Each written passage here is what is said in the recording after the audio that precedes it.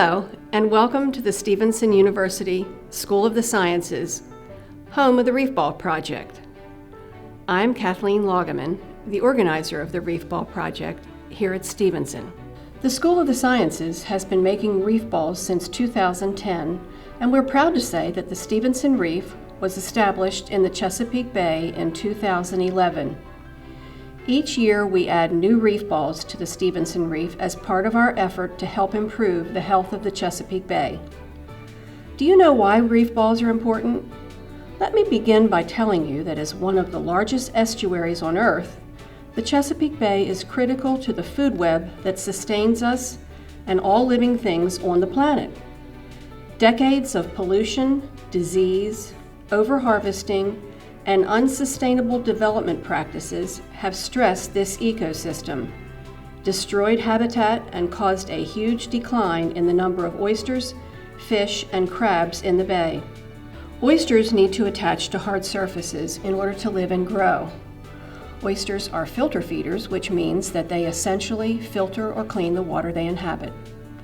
So, less hard surface habitat means fewer oysters. And fewer oysters mean dirtier water in the bay and an unhealthy ecosystem. Now can you see why reef balls are so important? Stevenson University's Reef Ball Project is part of a larger effort in Maryland to restore vital habitat and improve the bay's ecosystem. By creating artificial reefs with hard surfaces to which the oysters can attach, the oyster population increases, which in turn leads to cleaner water and a healthier ecosystem. The number of fish, crabs, and other marine life also increases, which further contributes to restoring the food web in Maryland and around the world. We hope that you will enjoy making reef balls with us, and we congratulate you on helping to save the Chesapeake Bay, one reef ball at a time. The first of many items you'll need to make a reef ball is a solid base. This base is pre-made with pins already sticking up through the bottom. Next is the mold for your reef ball. This mold comes in 3 pieces and is made of fiberglass.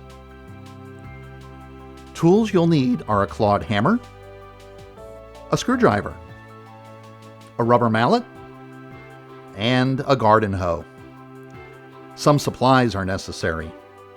To begin with, you'll need grease, 1 bucket of sand, a little bit of duct tape, 2 80-pound bags of concrete, 2 gallons of water, a bag of fiberglass and microsilica, 1 bag of cement, and finally, a container of a solution called AdvaFlow. In addition to your supplies, you'll need particular hardware. A hammer will be used to show scale. You'll need mold pins, metal base plates, washers for our pins, as well as metal wedges. An air-filled bladder is needed, which will in fact take up most of the space of our reef ball as it's being made. This bladder plug plugs the hole where air is put into the bladder and prevents the air from coming out. The bladder plug cover protects the bladder plug from being covered in concrete as the mold is being filled.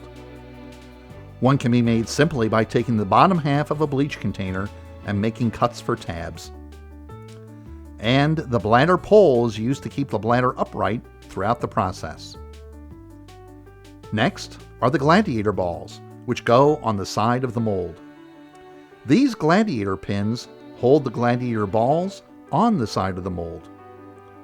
Finally, you'll need a few small balls to squeeze into the side of the mold. And don't forget to bring assistants with you. Begin greasing the mold, the gladiator balls, the bladder, and the small balls. This allows everything to be removed relatively easily from the dried concrete of the reef ball. Put the mold on the base with all the pieces right next to each other. Not all 3 mold pieces are the same. Make sure the 2 large holes on top are opposite each other. This is where the bladder pole goes further down the line. Also note, the mold should be evenly placed inside all of the base pins. To hold the mold together, put a washer on the mold pin, put the mold pin in the hole, put a washer on the other side, and put a wedge in the mold pin slot. Lay down your base plates so the lip on the bottom of the mold is covered, then insert a wedge into the base pins. Hammer in all your wedges. Next, you'll have to spread sand around the base on the inside of the mold to prevent concrete from leaking out of the bottom. Now, put the gladiator balls inside the mold. Feed the tab through the hole in the mold. Once you have the tab clearly through the mold, insert the gladiator pin through the hole in the tab. Insert the bladder into the mold and make sure the hole at the top lines up with the 2 holes at the top of the mold. Once the bladder is in, insert the bladder pole through all 3 holes at the top.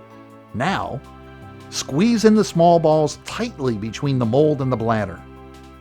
Make sure there's plenty of space between the small balls as well as the gladiator balls, or else the reef ball may be too weak and fall apart. Once all the balls are in, completely fill the bladder with air. Once the air pump gets pulled out, hurry up to insert the bladder plug. After the plug is inserted, screw it in tight.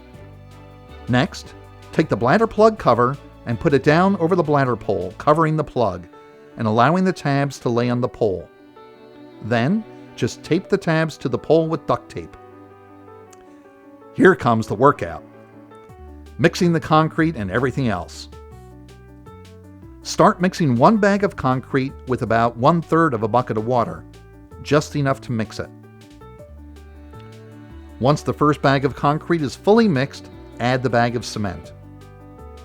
Feel free to add some water here and there to make mixing easier. But remember not to make the mixture too wet at one time, otherwise it will slosh out of the container and you may not have enough for the reef ball. Next, add the bag of fiberglass and microsilica and keep mixing. Add the final bag of concrete and put in the last of your water. Keep mixing, but you're almost done. Mixing may be a little difficult even though you've added all the water. Well, add the last solution, the magical AdvaFlow. Just this small amount will make your life a lot easier. Now, you get to fill that mold with your concrete, but be careful. Don't get concrete on your clothes, it's mighty difficult to get off. Use a rubber mallet and paint mixer to get out any air bubbles that might be trapped. Once you're sure all the air is out, it's time to clean off your tools. Do a thorough job, otherwise you'll ruin your tools. But once you're done, take a break for a few days. When you come back, take off the bladder plug cover, take out the wedges and the pins, and separate the mold. Let a little air out of the bladder to provide room to take the smaller balls out. Once the small balls are out, use the bladder pole to lift the deflated bladder out of the reef ball. The last thing to do is to pull out the gladiator balls. These can be difficult, so you may have to chip away some of the concrete around the edges to get them out. But once they're out, you are done. Now that you're done, your reef ball is ready for its trip to the bay.